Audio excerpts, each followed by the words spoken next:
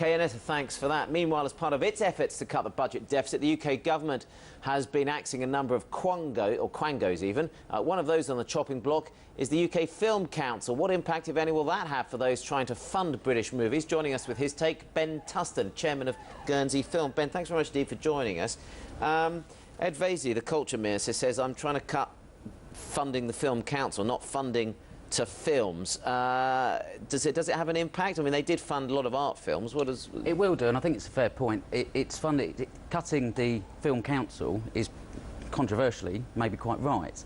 The Film Council historically has been extremely bureaucratic. The costs involved seem to be very high compared to the amount of money that they're actually giving to films.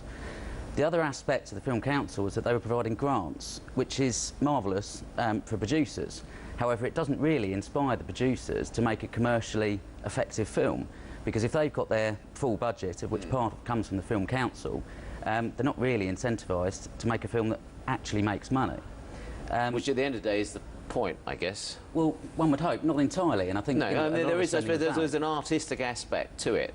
There is, but unfortunately some producers may put too much emphasis on that. And for other parties in the film, both private investors and banks and lending institutions, the film does need to be at least partially successful. Tax credits are still staying, though. Yes. How key is that?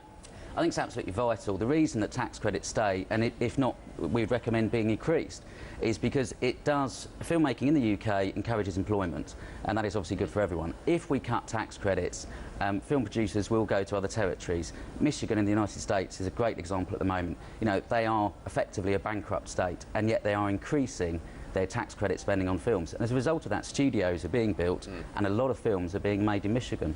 There is one issue here, which is another point that he's made about, is retention for those who decide to come up with the ideas for the films.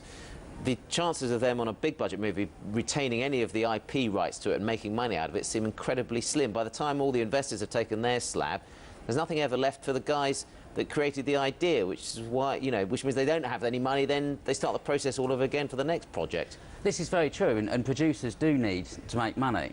One of the issues of independent film finances is that producers always charge a fee.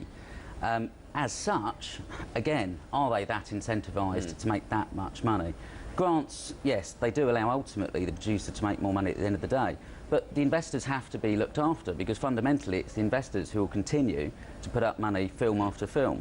I mean, there are plenty of, I guess, people who put money in, private individuals put money into films, but where do they come pretty low down on the pecking order, don't they? I mean, you know, just give us a quick run through of where you come as a equity investor, where you come before you get paid out. I have to say, I shouldn't say it, but equity investment isn't to be highly recommended into a film unless you've done a lot of due diligence and you know what's going on. Really, the pecking order comes absolutely last. The distributor gets paid first. You may have a bridge lender, the bridge financier gets paid. You'll have a gap lender, which is unsold territories, they'll get paid. You'll then have your permanent financiers, the banks, they'll get repaid. Any investment funds, they'll get repaid. An equity investor always comes absolutely last. So why do it? Love. OK, and on that note, we'll leave it. Ben, good to get you back again. Thanks very much indeed for joining us. Ben Tustin, chairman of Guernsey Films.